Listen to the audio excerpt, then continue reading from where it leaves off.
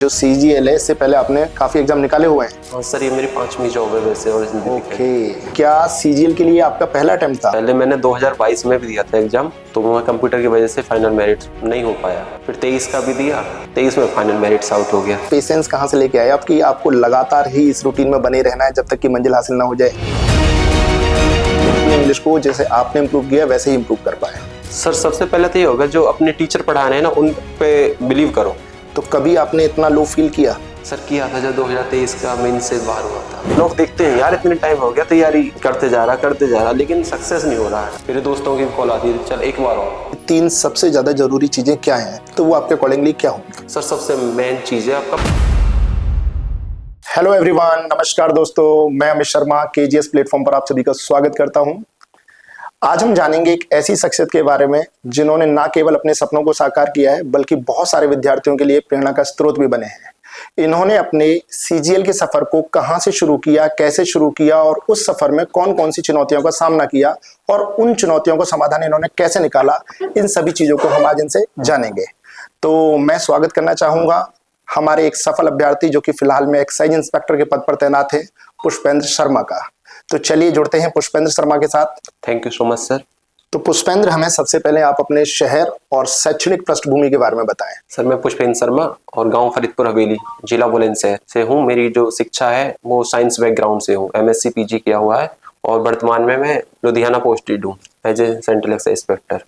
Okay okay okay. तो पुष्पेंद्र, आप excise inspector बनने से पहले क्या कर रहे थे? सर मैं इससे पहले MTS एग्जाम क्रैक किया था 2022 वाला। तो मेरा जो सिलेक्शन हुआ था वो चेन्नई सर्किल में आर्कियोलॉजिकल सर्वे ऑफ इंडिया में सेट हुआ था। वहाँ मेरी पोस्टिंग महाबलीपुरम में थी। तो महाबलीपुरम एक वर्ल्ड हेरिटेज साइट है, यूनेस्को के अंदर है। तो मशीशॉर टेम्पल, 5 रथाज, कृष्णा वाटरफॉल, ये मॉन्यूमेंट्स हैं आर्कियोलॉजी के। तो वहाँ पे as a ticket counter staff में ड्यूटी कर रहा था। आपको वहाँ पे इनफ टाइम मिल पाता था तैयारी के लिए? हाँ सर, वो ड्यूटी टाइम ऐसा नहीं था कि आप स्ट्रिक्ट नहीं थी ड्यूटी, उसमें आप पढ़ाई के लिए निकाल ले सकते थे अपना टाइम। ओके। जहाँ मॉन्यूमेंट ड्यूटी लगती थी तो आप अपने लिए पढ़ाई का टाइम निकाल सकते थे। Okay okay. तो पुष्पेंद्र, आप SSC CGL की तैयारी में कब और कैसे जुड़े? सर मैंने 2022 में MTS तो क्रैक कर दिया था, लेकिन इसकी ज्वाइनिंग लेट हुई थी।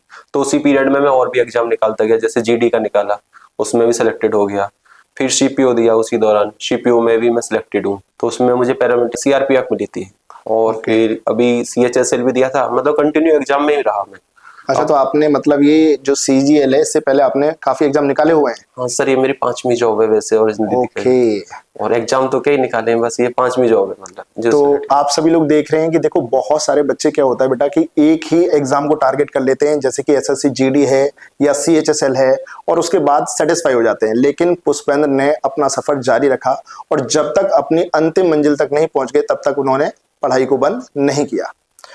तो आपने मतलब आपको ये मोटिवेशन कहाँ से मिला? क्योंकि जैसे आप बता रहे हैं कि आपकी CHSL की ज्वाइनिंग आ गई, तो CHSL आपने ज्वाइन किया या नहीं किया? सर CHSL ज्वाइन नहीं किया मैंने, तो IB में था। तो वहाँ पे मैंने थोड़ा टाइम पीरियड मांगा ड्यूरेशन के लिए, एक्सटेंशन के लिए, वो नहीं हो पा रहा था। पर तो टाइम पीरियड किस लिए मांगा आपने? थोड़ा एक्सटेंड हो जाए मेरा CGL का एग्जाम, अच्छा, अच्छे से इसका रिजल्ट आ जाए फाइनल, मुझे कौन सी पोस्ट मिली है वो सिक्योर हो जाए उसके लिए। और इसके बाद आपने बोला कि आपने CPO भी निकाला? हाँ सर, CPO में। तो CPO क्यों नहीं ज्वाइन किया आपने? सर मंजिल CGL से थी। अच्छा, मंजिल को पकड़ना था सर। बहुत सही, बहुत अच्छे, बहुत बढ़िया। पुष्पेंद्र, ये काफी इंप्रेसिव लग रहा है कि आपने इतने सारे एग्जाम निकाले हैं। तो क्या CGL के लिए आपका पहला अटेम्प्ट था? नहीं सर, पहले मैंने 2022 में भी दिया था एग्जाम, लेकिन वहाँ कंप्यूटर उसी टाइम इंट्रोड्यूस किया गया था पहली बार। तो वहाँ कंप्यूटर की वजह से फाइनल मेरिट नहीं हो पाया। फिर 23 का भी दिया, 23 में फाइनल मेरिट्स आउट हो गया और ये 24 में हो गया सर, फाइनल सेलेक्ट हो गया। Final selected. तो ये इतना सारा सब्र कहाँ से लेके आए, इतना सारा पेशेंस कहाँ से लेके आए आपकी? आपको लगातार ही इस रूटीन में बने रहना है जब तक कि मंजिल हासिल ना हो जाए। हाँ सर, ये तो रखना ही पड़ता अपने अंदर, मतलब अपने आप की मतलब पढ़ाई को रोकना नहीं है, बढ़ते ही जाना है आगे। पीछे भी आते हैं ऐसी चीजें जो रोकती हैं, पर आपको आगे बढ़ते रहना है। तो मेरी मंजिल CGL थी और मैंने अपनी मनपसंद पोस्ट पाई है सर, यही मेरी प्रेफरेंस थी। Okay okay. तो यूनिफॉर्म की तरफ एक स्पेशल चार्म था, आपका अट्रैक्शन था? सर ये यूट्यूब पर रील बहुत वायरल होती है और उसको देख के ऐसा लगता मैं भी एक भी नहीं यही पहनूं। Okay okay. तो इस ड्यूरेशन में जैसे आपके घर वाले हैं, तो उनकी तरफ से कभी ऐसा फोर्स नहीं आया कि भाई आपने CPO निकाल दिया? तो CPO भी एक रेप्यूटेड पोस्ट है, उसमें भी सब इंस्पेक्टर की पोस्ट मिलती है। तो आपको तरफ से मतलब उनकी तरफ से कभी ऐसा प्रेशर नहीं क्रिएट हुआ कि आपको वो ज्वाइन कर लेना चाहिए? सर घर वाले सपोर्ट कर रहे थे, क्योंकि मेरा एक टारगेट था सर, मैं अपने टारगेट को लेकर चल रहा था, लेकिन उसमें 2 बार फेल हो गया। क्योंकि सबको होता है कि यार फेल भी होता जा रहा है और दूसरी जगह ज्वाइन भी नहीं कर रहा, तो इस वजह से मैंने एमटीएस ज्वाइन कर ली थी, वो प्रीफर कर ली थी, उसमें ज्वाइन हुआ। और चेन्नई में थोड़ा मुझे पढ़ाई का समय मिला अच्छे से, तो मैं वहाँ अच्छे कर पाया। ओके, तो मतलब एमटीएस आपने घर वालों के सेटिस्फेक्शन के लिए ज्वाइन की थी, सो दैट कि आप चीजों को बैलेंस कर पाएं, अपनी तैयारी को भी टाइम दे पाएं और जो प्रेशर है उससे भी बाहर निकल पाएं। सर घर वालों नहीं, वो गांव वालों में मतलब एक लोग देखते हैं यार इतने टाइम हो गया तैयारी करते जा रहा, लेकिन सक्सेस नहीं हो रहा है। हाँ, तो सबको दिखाने के लिए एक जॉब तो पकड़नी होती है ना। बिल्कुल बिल्कुल। वो एक मेरी पहली सीढ़ी मेरी एमटीएस थी, वही पकड़ ली मैंने, फोर्स मैनेजर जाके दोनों जगह अच्छा अच्छा वही अच्छा, पकड़ी। और उसी चलिए ने मुझे लकीली आज मेरी मनपसंद पोस्ट दिला दी। चलिए, बहुत बढ़िया। तो पुष्पेंद्र, आप हमें ये बताएं कि आपकी जो एक्साइज इंस्पेक्टर की तैयारी की शुरुआत है वो कैसे हुई? सर शुरुआत तो पहले से हो गई थी, मैंने केजीएस टीम से ही सीएचएसएल का बैच परचेज किया था, तो वहां से मैंने पढ़ाई की, तो मेरा एक बैच अच्छा होता जा रहा था, लेकिन मैं एडवांस में अपने आप को थोड़ा सा वीक महसूस कर रहा था। तो उसके लिए मैंने सीपीओ का केजीएस बैच आया था, वो परचेज किया। हाँ, मेरा मैथ एडवांस भी अच्छा हो गया। और साथ ही साथ जब पेपर दिया तो मुझे इसमें सफलता भी मिली। तो जो सीएचएसएल के लिए आप बता रहे हैं कि आपने एक एग्जाम सीएचएसएल निकाला था बीच जी। में, तो वो एक्चुअली में इसी वाले बैच के बाद में निकाला था या इससे पहले की बात है वो? नहीं नहीं सर, इसी बैच के बाद में निकाला था। तो मतलब आपको आपकी मंजिल मिल गई थी उस बैच के बाद में, रिजल्ट हाँ, मिल गया था? रिजल्ट मिलते जा रहे थे, तो मैं अच्छा मतलब अंदर से खुशी सी आ रही थी। लेकिन जो सीजीएल 2022 वाले में जो बाहर हुआ था ना, उसका थोड़ा सा अंदर से दुखता, लेकिन जब पेपर साथ के साथ पास हो रहे हैं तो वो तो भी एक हो रहा कॉन्फिडेंस है, भी आ रहा कॉन्फिडेंस भी आ रहा है। है। ओके, तो जो सीपीओ है वो सीपीओ आपने फिर इस बैच के बाद में सीपीओ क्रैक किया? हाँ, सीपीओ क्रैक किया था सर। वेरी गुड, बहुत सही। काफी इंप्रेसिव है आपकी तैयारी। तो आप हमें ये बताएं कि जैसे आपने ये तैयारी की है तो इसमें काफी चुनौतियों का सामना आपने किया होगा, तो वो कौन कौन सी चुनौतियां हैं जिनका सामना आपने किया और उनका सॉल्यूशन आपने किस तरीके से निकाला कि भाई इन्हें पार करके मुझे सिलेक्शन लेना ही लेना है चाहे कुछ भी हो जाए? क्योंकि वो चुनौतियां केवल ऐसा ही नहीं होता कि शैक्षणिक पृष्ठभूमि से रहें, वो आपके पर्सनल लेवल पर भी रहती हैं, फाइनेंस से रिलेटेड भी रहती हैं, समाज के नजरिए से भी रहती हैं, बहुत सारी चीजें होती हैं। तो उन सारी चीजों का कितना प्रेशर रहा आप पे और इन चुनौतियों का सामना आपने किस तरीके से किया? सबसे बड़ी डिफिकल्टी मेरे लिए इंग्लिश थी। मैं हिंदी बैकग्राउंड से हूँ, यूपी बोर्ड का हूँ। अच्छा अच्छा। तो इंग्लिश में मुझे स्टार्टिंग में तो बहुत ज्यादा प्रॉब्लम आ रही थी, लेकिन जब बैच लेता गया उसमें टीचर सर ने जो भी मुझे पीडीएफ के थ्रू या फिर जो भी चीज उन्हें प्रोवाइड कराई, तो एक मेरा लेवल अप होता गया। और साथ में जीएस सीजीएल एसएससी के लिए एक अच्छा सा बड़ा ह्यूज सा सब्जेक्ट हो गया सर, उसमें नंबर लाना बड़ा टिपिकल है। हाँ, फिर भी जीएस में काफी बच्चे सफर करते हैं। फिर भी मैंने वो केजीएस की टीम से पढ़ता गया जीएस, उसमें मतलब नंबर बढ़ तो रहे थे, लेकिन ये ऐसा नहीं हो पा रहा था फाइनल टच के लिए। सर जीएस का जो इशू आ रहा था वो मैंने सर से टीम से यहाँ बात की, टीचरों ने मुझे अच्छे से गाइड किया। सर ने एक सलाह भी दी कि आप पीवाईक्यू पे फोकस करें, पीवाईक्यू से आप एक, क्योंकि जीएस जो है ह्यूज सब्जेक्ट है, लेंथी है, आप कितना पढ़ेंगे, जो मतलब प्रीवियस ईयर क्वेश्चन है ना उनमें देखो, उनके अकॉर्डिंग अपने आप को लिमिट बनाओ और वहां से अपने आप को इंक्रीज करो, नंबर वहीं से बढ़ेंगे। और मेरा वहीं से सर इंक्रीज होता गया स्कोर, और आज बढ़िया है सर। अब जो सीजीएल हुआ था उसमें अच्छे स्कोर थे सर। अच्छा, आपका जीके जीएस में भी अच्छा स्कोर था? हाँ सर। तो इम्प्रूवमेंट के लिए आपने ये पूरा रूटीन फॉलो किया है, जो जो टीचर्स ने गाइड किया आपने उसे स्ट्रिक्टली फॉलो किया और उससे आपका इम्प्रूवमेंट हो गया? हाँ सर। तो अभी आपने पुष्पेंद्र एक बात कही कि मैं हिंदी बैकग्राउंड से हूँ और हिंदी बैकग्राउंड का होने की वजह से मुझे इंग्लिश में काफी डिफिकल्टी हुई, काफी समस्याओं का सामना करना पड़ा और उसमें स्कोर इंप्रूव नहीं हो रहा था। तो हमारे बहुत सारे ऐसे विद्यार्थी हैं जो कि हिंदी मीडियम से होते हैं और सेम जो प्रॉब्लमों से फेस करते हैं, और उनका सबसे बड़ा इशू होता है जो कहते हैं दुखती नस, वो क्या होती है? इंग्लिश होती है कि नहीं भाई हमें इंग्लिश इंप्रूव नहीं हो रही, हम मैथ्स कर लेंगे, हम जीके जीएस कर लेंगे, रीजनिंग कर लेंगे, लेकिन हमारी इंग्लिश में वो वाली बात आ नहीं पा रही जिसके बेहाफ पे हम सीजीएल क्रैक करें। और यही वजह रहती है कि जो बहुत सारे स्टूडेंट हैं वो सीजीएल की तरफ बढ़ते ही नहीं है, वो जीडी तक ही अपना लेवल क्लोज कर लेते हैं। तो आप उनके लिए क्या मैसेज देना चाहेंगे जिससे कि वो अपनी इंग्लिश को जैसे आपने इंप्रूव किया वैसे ही इंप्रूव कर पाए? सर सबसे पहले तो ये होगा, जो अपने टीचर पढ़ा रहे हैं ना उन पे बिलीव करो, वो जो पढ़ा रहे हैं और जैसा वो फॉलो करा रहे हैं, जो भी जिस तरीका से बता रहे हैं उसको चीज को मानो, उन पे विश्वास करो, अपने अंदर कंटिन्यूटी लाओ। वोकैब हमारे लिए थोड़ा टिपिकल है क्योंकि हम हिंदी बैकग्राउंड से हैं, तो वोकैब पे थोड़ा हमें ज्यादा फोकस करना पड़ेगा, मतलब कि लिखना भी पड़ेगा, देखना, मतलब 2-3 बार दिन में हो जाए तो रिपीट भी करो, स्टार्टिंग में हो जाए, एक बार हमारा फ्लो बन गया तो उसके बाद इजीली हो जाती है।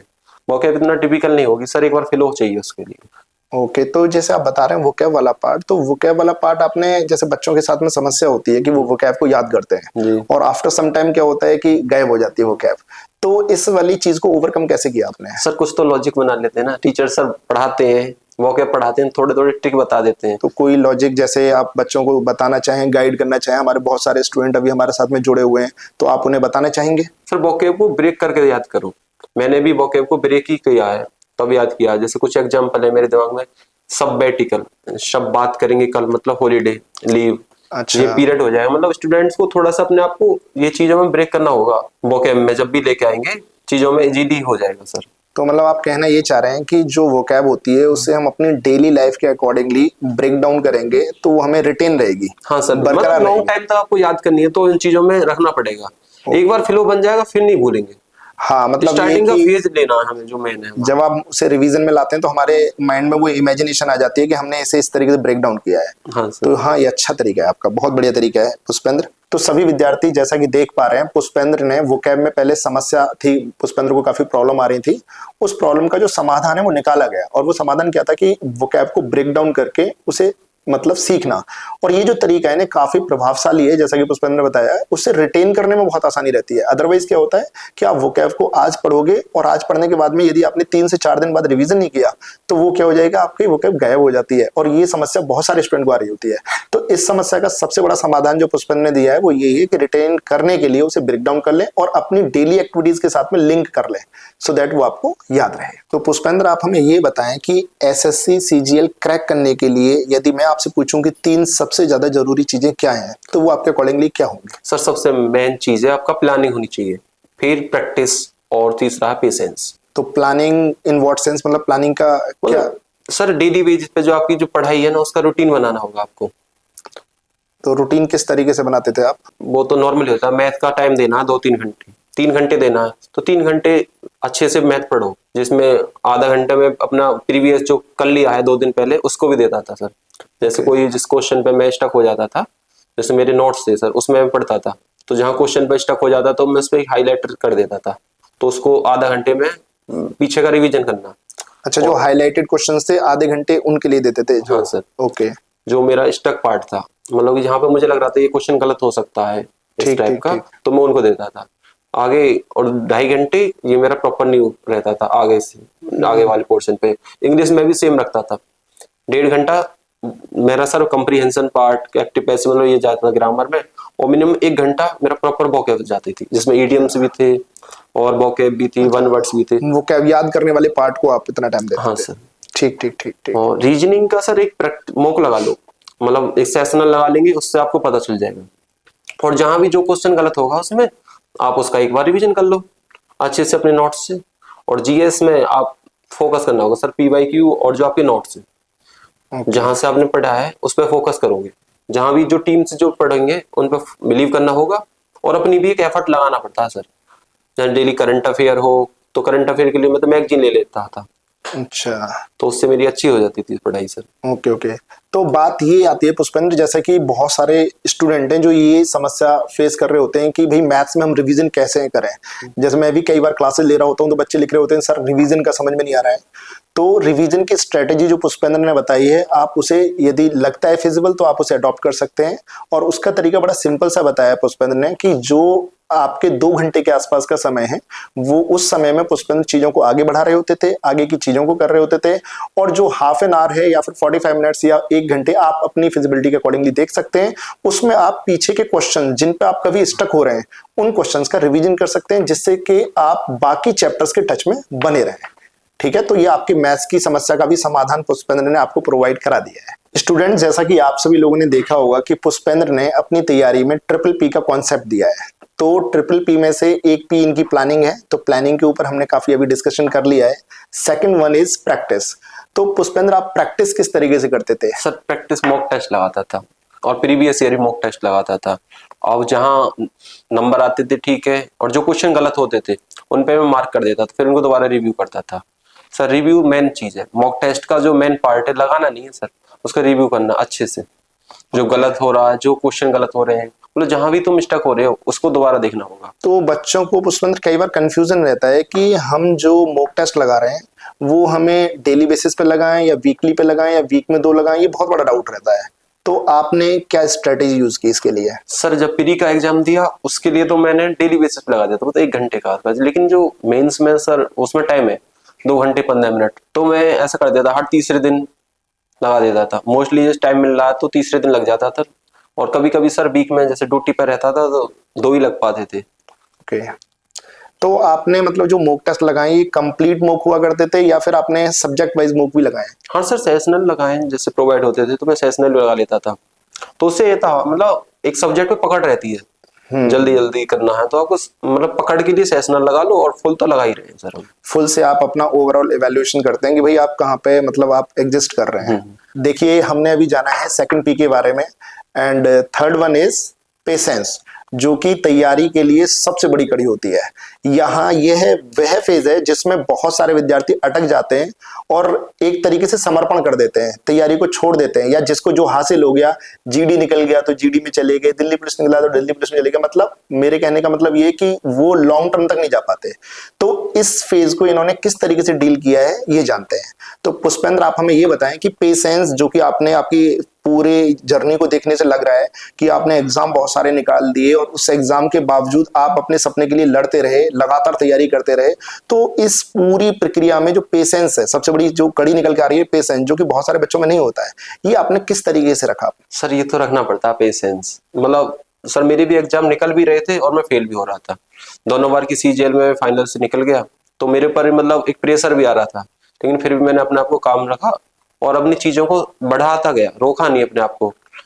मतलब ऐसा समझो सर, बहुत चीजें स्टक भी कर रही थी लेकिन फिर भी अपने आप को आगे बढ़ाता ही रहा। तो ये पूरी प्रक्रिया में आपने पेशेंस रखा और उसका एक बहुत अच्छा सा रिजल्ट भी सभी के सामने है, सभी को देखने को मिल रहा है कि आज पुष्पेंद्र यूनिफॉर्म में आपके सामने है।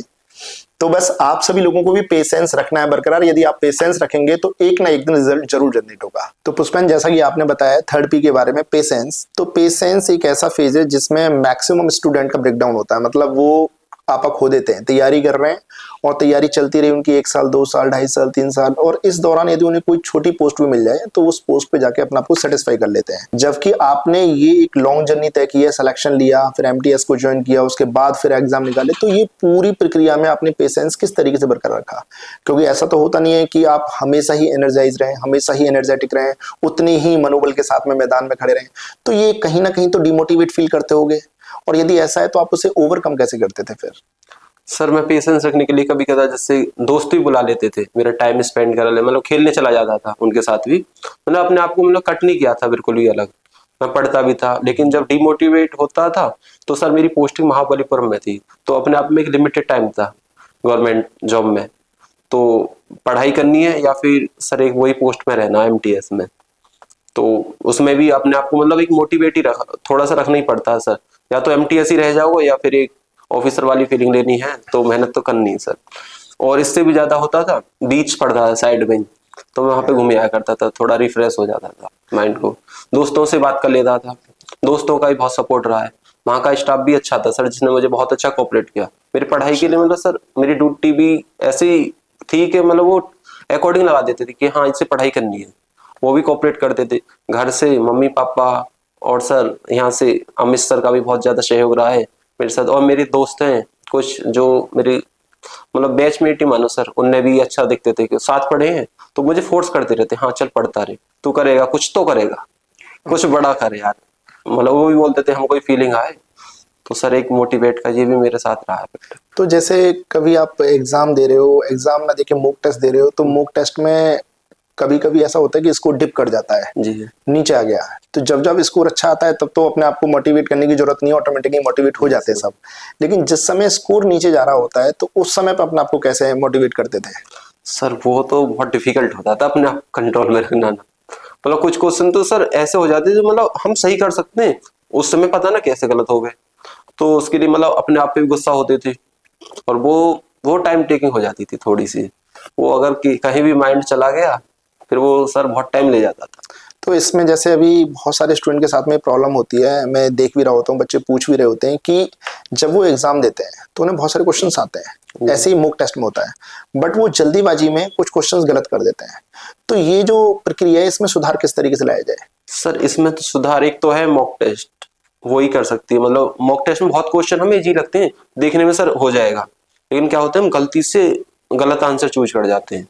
ऐसे एग्जाम में भी होता है सर, मेरे साथ भी हुआ है, मैं भी गलत आंसर चूज कर गया था इसमें मेंस में, बट फिर बाद में थोड़ा सा दुख हुआ। तो मतलब ये एक्चुअली में ये रूटीन में ही है, सभी के साथ हो गई होगा, या फिर इसे कम भी किया जा सकता है? सर कम तो एक ही तरीका है, मतलब प्रैक्टिस होगी, रेगुलर प्रैक्टिस होगी सर, कंटिन्यू अपने आप को कंटिन्यू रखना होगा एग्जाम फेस के लिए, हर समय रेडी। बहुत सही। तो इसका मतलब ये हुआ कि जो आप अपनी गलतियां कर रहे हैं, एग्जाम टाइम पे आपसे गलतियां हो जाती हैं, आपसे क्वेश्चन आता है और आते हुए क्वेश्चन को आप जल्दीबाजी में गलत कराते हैं, तो उसका समाधान निकालने का एकमात्र तरीका है प्रैक्टिस। आप प्रैक्टिस करते रहें, गलतियों को नोट डाउन कर लें और उनसे सबक सीखें कि भाई आगे हमें रिपीटेडली ये नहीं करनी है, तो उन्हें मिनिमाइज किया जा सकता है। हालांकि गलती करना मानव का स्वभाव है, हो ही जाता है। ठीक है, तो चलिए आगे जुड़ते हैं पुष्पेंद्र के साथ फिर से। तो पुष्पेंद्र, हमारे पास में बच्चों के बहुत सारे सवाल हैं, हालांकि यदि सभी सवालों के जवाब आपसे डिटेल में जानेंगे तो बहुत समय लगेगा, तो क्यों ना इसके लिए एक रैपिड फायर हो जाए। जी सर। तो तैयार हैं आप? यस। तो आप सबसे पहले मुझे ये बताइए कि आपने कितने घंटे पढ़ाई की? सर मिनिमम 6 से 7 घंटे तो मेरा चलता ही था। ओके, तो आप ये बताइए कि आपका जो पूरी तैयारी है इसके दौरान सबसे प्रिय सब्जेक्ट क्या रहा? मेरा प्रिय सब्जेक्ट मैथ में था, मैथ्स। मतलब मैं उसको ही ज्यादा प्रीफर कर रहा था और मेरा मन भी उसी में लगता था, क्योंकि पीछे से ही मैंने पीजी किया हुआ, वो मैथ से किया हुआ है, तो मैं अच्छे से उसी को करता था, उसी पे फोकस रहता था मेरा। यदि मैं आपसे कहूं कि इस पूरी तैयारी का श्रेय आप किसे देंगे? सर केजीएस टीम को। केजीएस टीम को देंगे? सर ये तो देना होगा, मैंने भी मेहनत की सर, केजीएस टीम ने बहुत सपोर्ट किया है। चलिए, यदि मैं आपसे कहूं कि आपने स्टैटिक जीके कहां से की कवर? सर वो भी केजीएस टीम के एक सर थे, उन्हीं से किया है सब कुछ मैंने cover. Current affair magazine, KGS team magazine जो इश्यू होती है मंथली, उसी से मैं लेता हूं। केजीएस की जो मंथली मैगजीन है उससे जी की सर, आपने? हाँ सर। चलिए, यदि मैं क्वांट की बात करूं तो? सर क्वांट के लिए तो आप हैं। अच्छा चलिए, तो आप मेरे को ये बताइए, क्या कभी आपको पूरी तैयारी के दौरान ऐसा लगा कि नहीं यार अब गिव अप कर देना चाहिए, अब हो चुका समय, बहुत सारा समय दे चुका मैं, अब मुझे हट जाना चाहिए इस तैयारी से? तो कभी आपने इतना लो फील किया?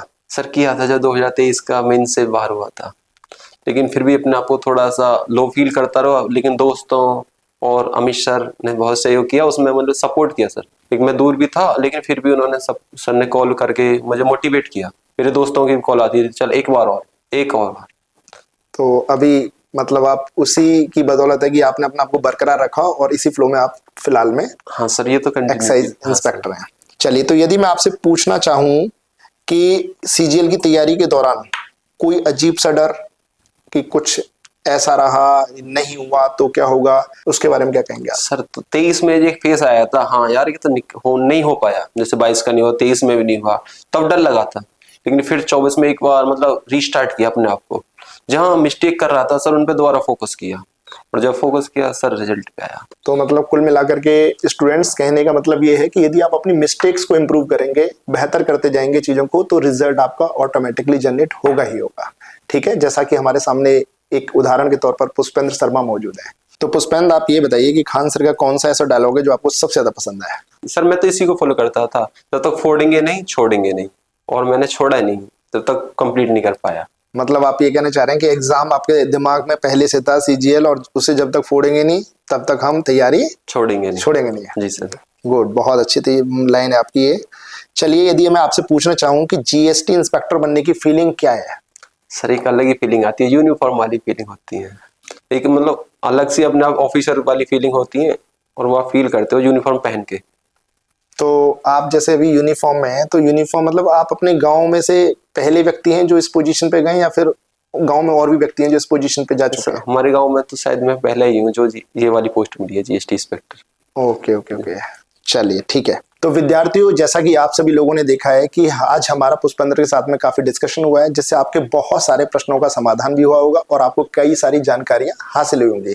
आपको पता चला होगा कि तैयारी को बेहतर किस तरीके से बनाया जाए, प्लानिंग को बेहतर किस तरीके से बनाए, स्ट्रेटेजी कैसे यूज करनी है, प्रैक्टिस हमें कैसे करनी है, ये सारी चीजें हमें सीखने को मिली। फिर भी हम लास्ट में एक बार पुष्पेंद्र से कहना चाहेंगे कि यदि वो हमारे नए विद्यार्थी जो कि खान ग्लोबल स्टडीज के साथ में जुड़ रहे हैं, उन्हें यदि मोटिवेशनल संदेश देना चाहें तो किस प्रकार से देंगे? सर मैं इसका जवाब 2 पंक्तियों के माध्यम से देता हूँ।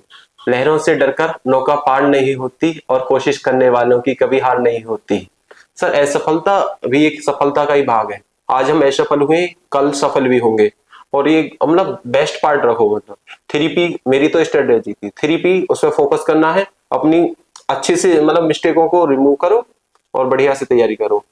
और मैं खान सर और केजीएस टीम का विशेष धन्यवाद देता हूं, जो उन्होंने मुझे मंच प्रदान किया। मैं भी अपने आना चाहता था, अपने जो मैंने डिफिकल्टी फेस की है उनको मैं बताऊं, जो कोई और फेस कर रहा हो मेरी तरह ही, तो वो उसको ऐसा फील ना लगे हाँ यार गिव अप करना है। गिव अप नहीं करना, अच्छा बेस्ट एफर्ट देना है और आगे जैसे सक्सेस सफलता मिलनी है, मतलब बेकार नहीं जाती हमारी मेहनत, वो हमें जरूर मिलेगी। Thank you so much sir. तो विद्यार्थियों, जैसा कि आप सभी लोगों ने आज जाना है पुष्पेंद्र के बारे में, आज पुष्पेंद्र की सफलता की कहानी सुनी है आप लोगों ने और आपको काफी कुछ सीखने को मिला होगा।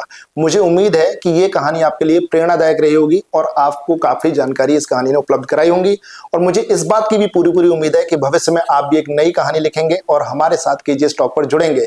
बस जरूरत है लगातार प्रयास की और अपना पेशेंस बनाने की। यदि आपने लगातार पेशेंस बनाकर रखा और प्रयास करते गए और अपनी गलतियों से सीखा, तो मैं ऐसी कामना करता हूं कि भविष्य में हम आपके साथ केजीएस टॉक में फिर से बैठेंगे।